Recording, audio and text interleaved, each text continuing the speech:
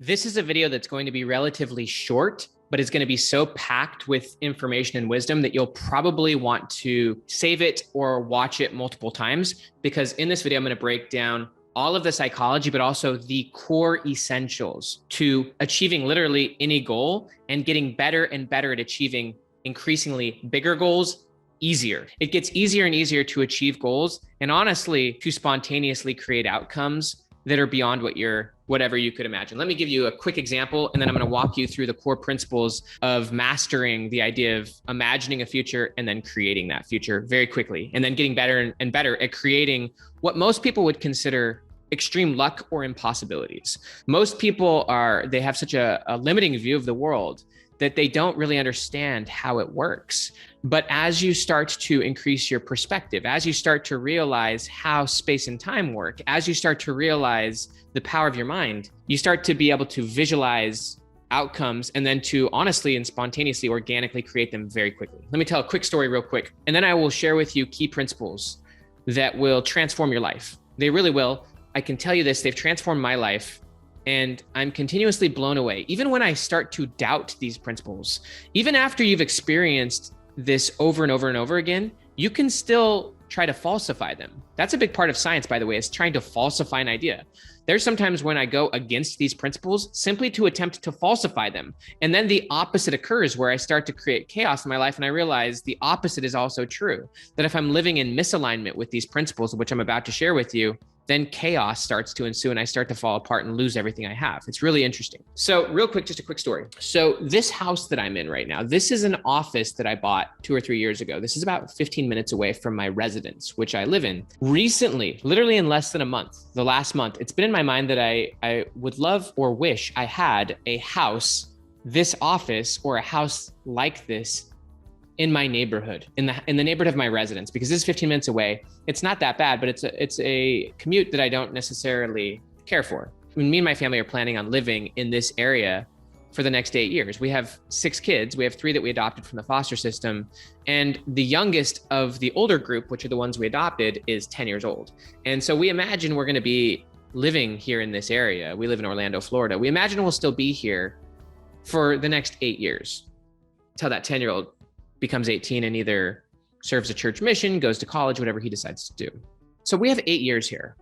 And it just dawned on me recently, and it's only been a month, that this has been on my mind. But whatever you focus on expands. Whatever you start to think about, you start to see. As William James said, he's the father of American psychology, there are millions of things going on around you which you're not even aware of because they have no meaning to you.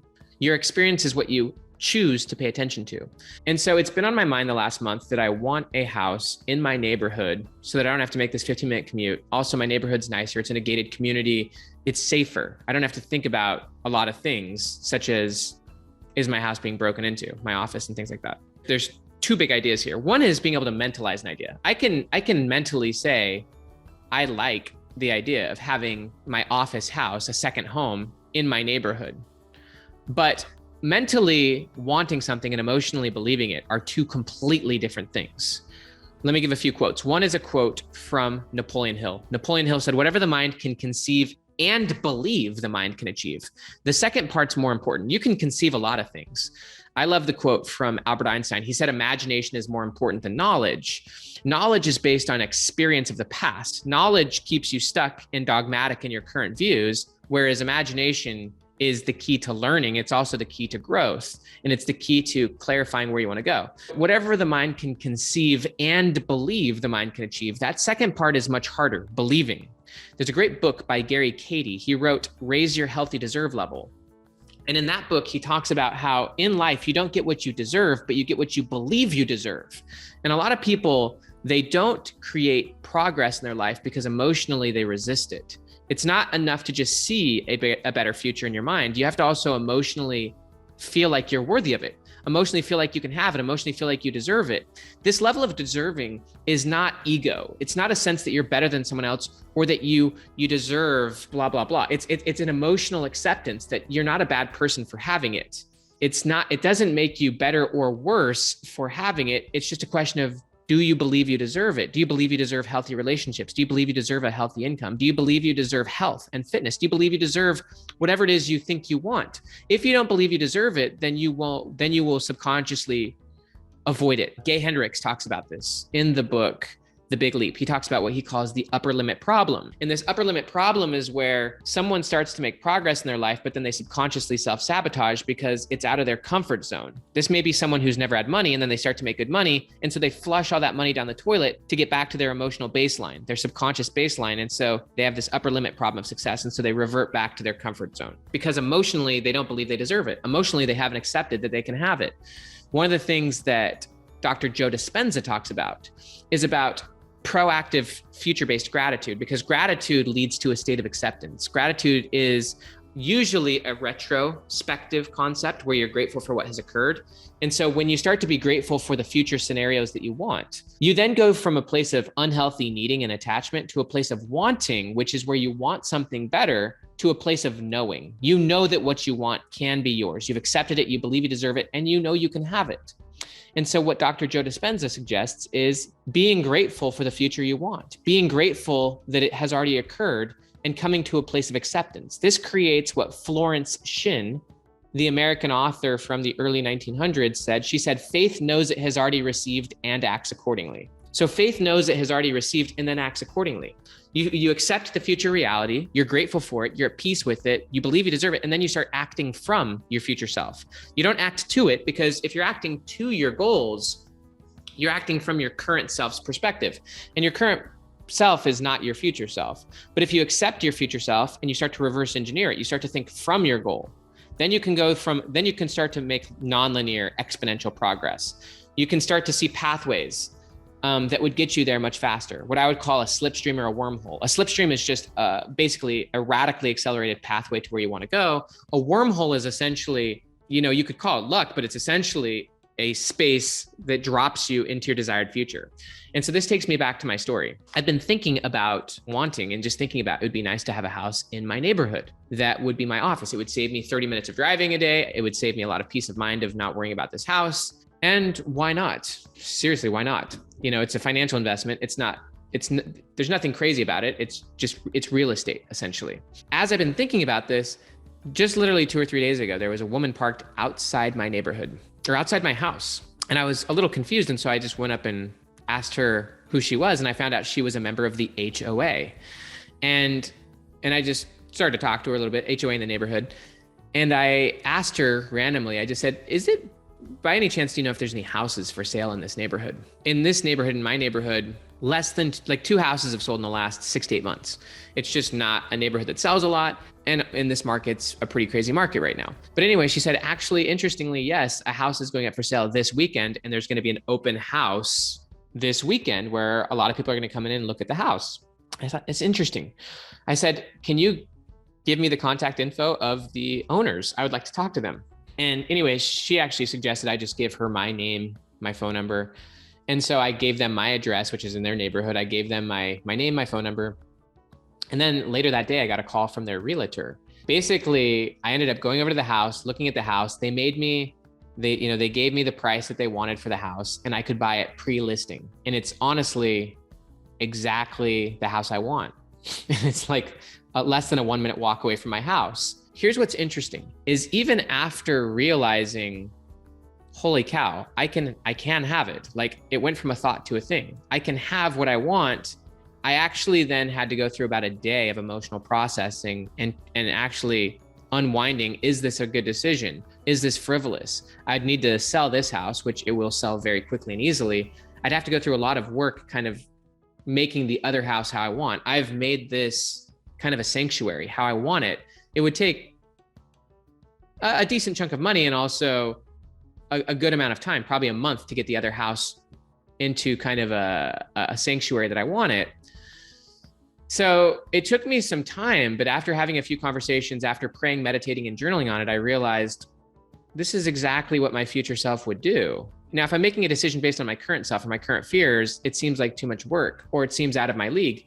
But if I'm thinking about it from my future self, it's the most obvious decision. It'll save me so much time in commuting. There's a lot of hidden benefits and psychological benefits to this upgrade. So anyways, I've made the decision. I get the house pre-listing. I'm going to sell this house. Literally, we're going to put this thing on the market in like 3 days and it's going to sell very quickly. I already know that. And I'll just move forward.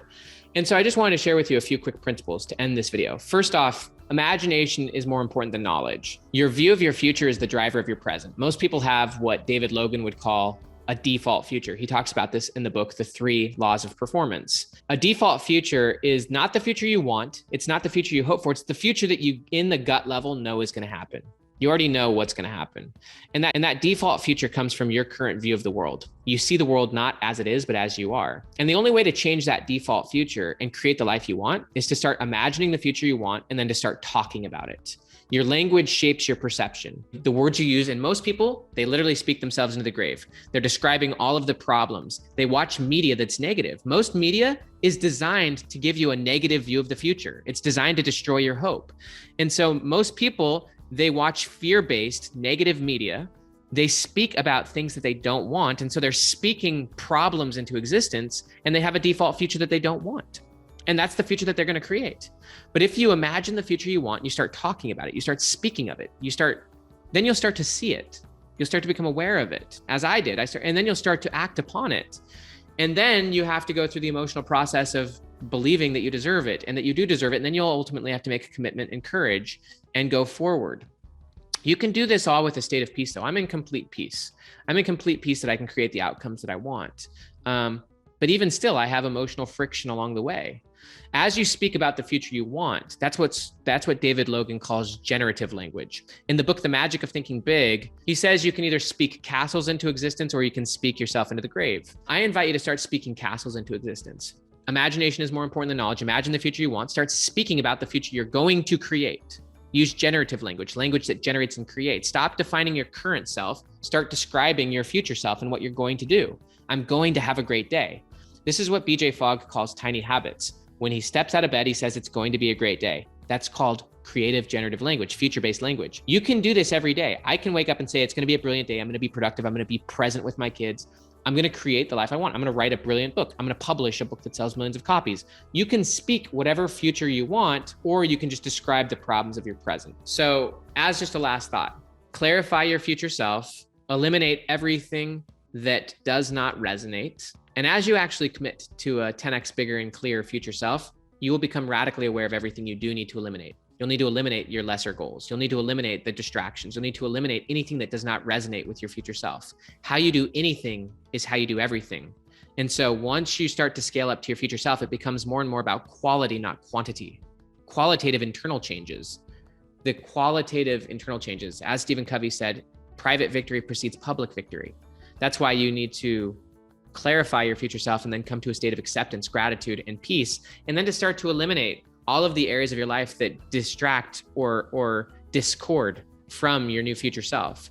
From there, you'll get increasingly committed and excited about your future self. You'll stop worrying about what people think about you. You'll start making your own decisions based on your own aims, and you'll start to see and create pathways to getting exactly what you want easily and effortlessly. The hardest part about this is reducing the emotional friction. Coming to a state of clarity, a state of acceptance, a state of confidence, acting from your future self in a nonlinear manner, not to your future self. I know that if you apply these principles, you can create bigger and bigger results. You can accept better and incredible realities, and you can create luck, miracles, wormholes, whatever you want to describe. You can create the outcomes you want very quickly. And it's not about your time frames. Space-time is relative, as Einstein would say. Space and time are manipulated by you. They're curved. And so I can get to a desired destination in a week that may have taken my former self a decade. And I can learn as much in a week as my former self may have learned in a decade if I'm willing to go through that intense learning. And that's nonlinear growth. That's fast transformation, which slows time down, which allows me to live multiple lifetimes in a single life. I'm Dr. Benjamin Hardy. I hope you enjoyed this. Down below are links to bonuses. You can opt in and get a first free chapter of my new book, Be Your Future Self Now, which isn't even out yet. You can download that. You can also get the Kindle version of The Gap and the Gain. Please like this video, subscribe, have a beautiful day. Cheers to your future self.